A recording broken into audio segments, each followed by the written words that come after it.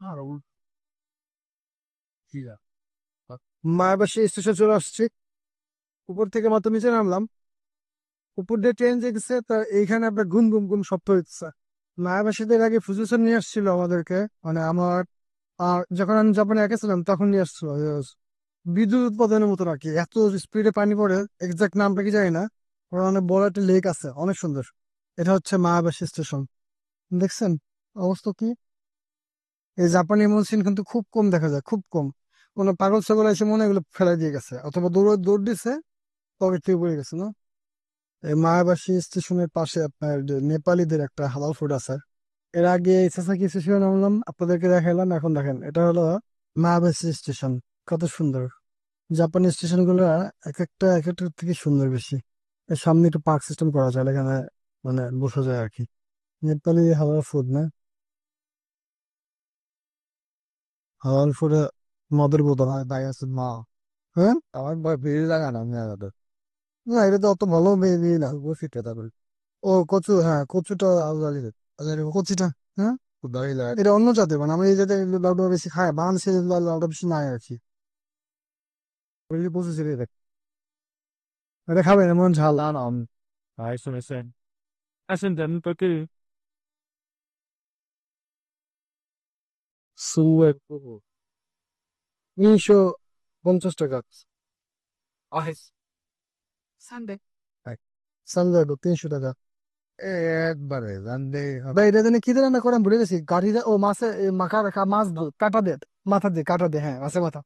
ইলিশ মাছ দিয়ে বেস্ট হয়। হ্যাঁ, ইলিশ মাছ দিয়ে বেস্ট হয়। বাংলাদেশ জাপানে আস্তে আস্তে আমাদের মানে এশিয়ান যে দেশগুলো আছে প্রচুরই বাড়তেছে। সেন্টার সেন্টার ফুড দেখলাম অনেকদিন পর ইন্ডিয়ান। নেপালি তো এই জন্য বেশি ইন্ডিয়ান প্রোডাক্ট এখানে পাওয়া যাবে। হ্যাঁ, দাম বেশি তো। ওগুলোর সাথে দাম তো, আমি কালকে 100 টাকা দিলাম, ওটা 2 আটি 3 আটিতে এটা সমান। বাবা, হ্যাঁ এটা কোনো লম্বা দেখছো আমি ওই যে আচার। হ্যাঁ, স্পাইসি, হ্যাঁ টেস্টি অ্যান্ড স্পাইসি। আমি ছিল খামো, খাবেন? আমি এটা খেয়ে দেখি, আমার আসলে ভালো লাগে। আমি মাত্র লাইফে প্রথম শুনতাম যে মাংসের আচার হয়। তো নেপালে, হ্যাঁ, মায়াবাসী যে নেপালে হালাল শপ, এখান থেকে বাফেলোর মাংসর, মহিষের মাংসর খাইলাম আর কি, আচার। ভালো লাগলো। এই কাজী ভাই খাবে না, তারপরও দেয় দেখে খাইছে, পরে মনে করছে না মহিষিনে, মহিষিনে নন্দিনী এসে আমরা এখন এখানে বসে থাকবো। যে বসার জায়গা আছে, এখানে বসে আড্ডা মারবো, গাড়ি নিয়ে আসবে তারপরে রওনা দিব। কি বাসো আমি, খান খান বাদাম খান না রে? বাদাম, বাদাম, বাদাম জুস খান না? বাদামের জুস কেন খান নাই? এ গরম, এখানে ভালো যাবে না।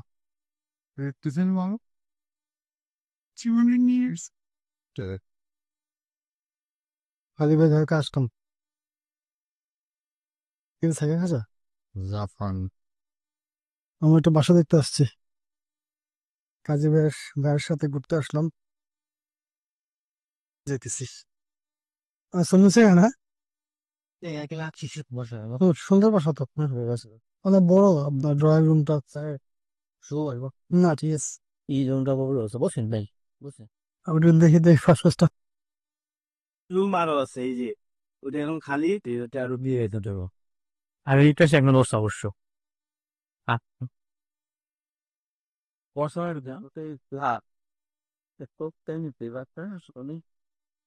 এই যে অনেক সুন্দর বাসা, ম্যাচ বাসা এত সুন্দর। এর নাম জাপান। দুজন করে থাকবে এখানে, বড় টেবিল 2টা, ওয়াশরুমে কত সুন্দর ব্যবস্থা।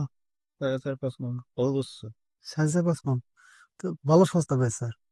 আমার বাসা, আমার 6 মান দেয় আমি, আর কোম্পানি আরো বড়, এর থেকে ছোট। 5 মান না, তার বড় না, 4.5 মান হতে পারে। তাহলে অনেক। আবার পরিবেশটা ভালো, আশপাশে দেখছেন খোলামেলা। হ্যাঁ হ্যাঁ, আলম কি সুন্দর ভিউ। হ্যাঁ, আপনার চালিয়ে নিয়েছি, সারা লাগে না, এই বাতাস, হ্যাঁ অনেক সুন্দর বাতাস দেখা যায়। এই যে বাতাস আসতেছে, আবার এই পাশে আপনার মানে সিঁড়িতে উঠে কারোর মধ্যে যাওয়া লাগতেছে না, ডাইরেক্ট সিঁড়ি উঠে নিজের একটাই রাস্তা। বেশ কিছু জায়গাটা অনেক বড়, এটা ভালো লাগতেছে। হুম, আবার প্রত্যেক রুমে তো এয়ার কন্ডিশন নাই না, এই রুমে শুধু এয়ার কন্ডিশন প্রত্যেকটাতে নাই। প্রত্যেকটা না, হাত দিয়ে দেওয়া লাগে, রাত তো এরকম তো লাগাই যেতে। মাত্র 4 মাস, মানে 40,000 45,000 টাকা দিয়ে এই বড় বাসাটা ভাড়া। এখানে একজন রুমে 2 জন করে থাকবে, তার মানে 6 জন না? 6 জন থাকতে পারবে। রান্না বান্না তো নিজেরা এক করে খাবে না, একসাথে খাবেন নাকি আলাদা আলাদা রাখবে? এটাই ভালো হবে, ঝামেলা করবে না। খরচ তো বাসা ভাড়া কম, তো একজনের ভাগে খুব কম পড়বে। একটু কষ্ট করতে হবে, তারপরে তো জানেনই, আপনারা আসছেন শুনছেন তো সবার কাছ থেকে, কষ্ট করলে টাকা আসে যাবে না। এটা তো ক্লিন ছিল তখন না? হ্যাঁ, ভাবসাব বন্ধ, গ্যাস জমা হয়। আর ক্লিন করছে কিন্তু অতটা ইয়ে না, ওর খুব পরিষ্কার, পুরাতন বাসা তো এই জন্য। আপনি N5 পাস করে তো পরীক্ষা দেওয়া যাবে, দেওয়া লাগে না? ঠিক আছে ভাই, ধন্যবাদ। বাস। দেখেন জাপানের ব্যাচেলর লাইফ, তারপরেও এখানে আপনার সিস্টেম করা আছে ক্যানের জন্য একটা প্লাস্টিক, জাপানি নিয়ম এটা। আর এমনি আবর্জনা যেগুলো আপনার ডিসপোজেবল বা পলিথিন ফেলা, এটা পলিথিনে ফেলা যাবে, কিন্তু 3 ধরনের ভাবে, 3 ভাবে জাপানি ফেলতে হয়, এবং কাঁচের গুলো আবার আলাদা, এটা কাঁচেরটা নাই। কাঁচেরটা হলো সাদা পলিথিন করে বাইরে ফেলতে হয়। এই যে আবার কি, বাংলাদেশ থেকে ভাই জাল আনাইছে, এই জালটা মাছ পাওয়া বন্ধ, জাল আনে তাদের পলিথিন নিয়ে যায়। ভাই জাল নিয়ে যাবেন, আমাদের আমাদের যে নদী আছে ওটার থেকে এখানে মাছ মারবো, মাছ মেরে একে উল্টে ফেলবো। না ভাই, পাইকো মারতে ভালো মাছ পাবো। আপনি পারবেন মনে হয় না? এজেন্টটা নাকি আবার যাবো এবারে। আমাদের এখান থেকে ইয়ে আছে একটা, ওটা চলে যাবেন, অতটা থেকে। বন্ধু ভাই আর হুম হুম হুম, বিশ্রী গন্ধ। কি দিছে নদী কি আরে কো নিরাশ দেখা হবে, আগুন দিয়ে দিছে। গাছের ড্রাগন আপনার কাছে